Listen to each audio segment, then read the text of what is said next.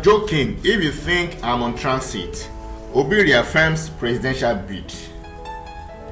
Obi said he is not in a hurry to achieve his dream of becoming Nigeria's president. The Labour Party presidential candidate in the last general elections, Peter Obi, has told anyone who cares to listen that he is not on transit as far as his presidential ambition is concerned. Obi confidently affirmed that he would emerge as Nigeria's president either today or in the near future. Is Peter Obi trying to say that he already lost his bid and his petition given to the Supreme Court on now to inaugurate the president-elect Asiwaju Bola Ahmed Tinubu on the 29th of May? Is he trying to decode to us that next election, that is in 4 years' time, is still going to recontest? Is it telling the obedient or the Obi faithful that they just calm down and hold on to the next election? Is it trying to tell us that he's already gearing up and is putting the right things in place? He's making right measures for next election to be his. Anyway, we wait and time will tell.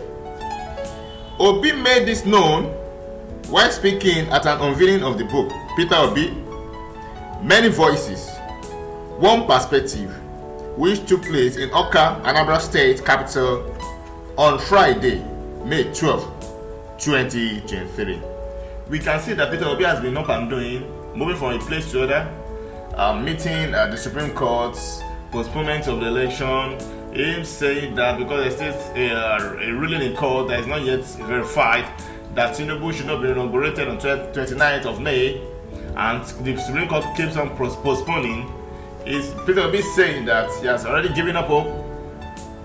Well, the Supreme Court has not given its final verdict, although Bola Ahmed Tinubu looks set to be the next president, but we cannot give 100% assurance yet until the Supreme Court gives its final ruling. The former governor also disclosed that he is in no hurry to achieve his presidency dream, but restated his commitment to always stand for the truth in a quest to build a better Nigeria. The 61-year-old politician also expressed his willingness to respect the outcome of the ongoing electoral dispute in courts. This is a good one for him, because there was a faction of his that said Peter Obi could not stop the inauguration of the president-elect Bola Ahmed Tinubu on the 29th of May. Although the cases are still in court, if Bola Ahmed Tinubu is elected the president and the court deems it fit that he's not fit to sit in the position, the helm of government, he can be removed and somebody else can be put in position. Well, Obi has affirmed that any outcome is ready to abide. I wish to say that Obi is also obedient. Will he be obedient to the rule of law? And not to forget also, PDP also has a case against APC, and APC has said they're ready to dance to the tune and they're ready to give it all according to whatever the Supreme Court wants. Obi also said, I quote, "I am fully in this journey, and anyone who thinks I am on transit is joking. If it is not achieved today, it will be tomorrow. I am not in a hurry and I am not desperate." Oh, that's good. Obi says he's not desperate. What I call that, if you don't win, you see that they can cause chaos. This is what we call a true Democrat, and this is leadership by example.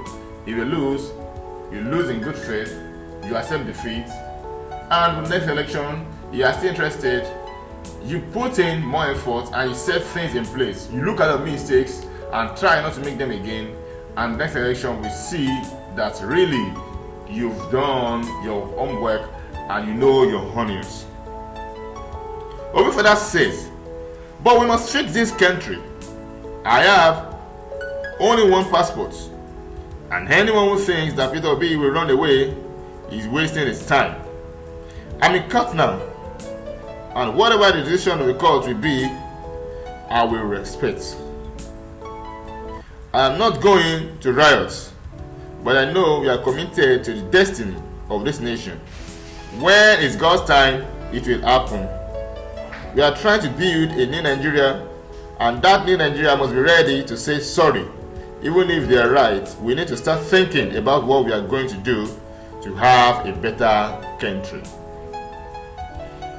Yeah, that's what everyone prays for, irrespective of party. We pray to have a new Nigeria.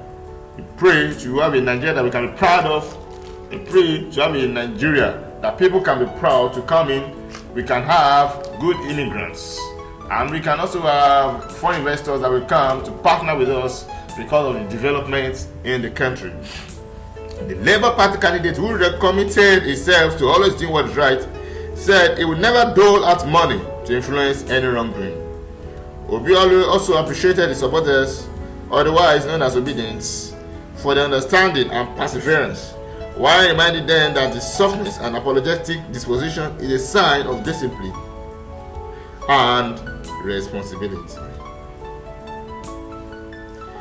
The event was also graced by Obi of Onitsha, Obi Reaffirmed, Catholic Bishop of Akwa Diocese, Most Reverend Paulinus Ejokafo, among other dignitaries.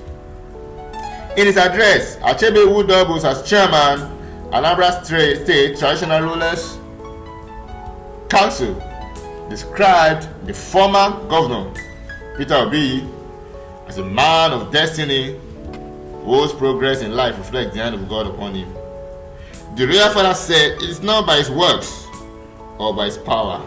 So is the royal father trying to say that it's just by the grace of God? Or is the royal father trying to tell us like the story of David in the Bible, that David was anointed and he was in pole position to become king, but later after some years he later became, after the demise of Saul.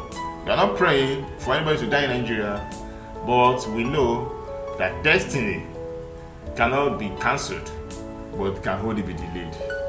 Obi has told obedience to calm down. In the song of Rema, calm down, calm down, calm down.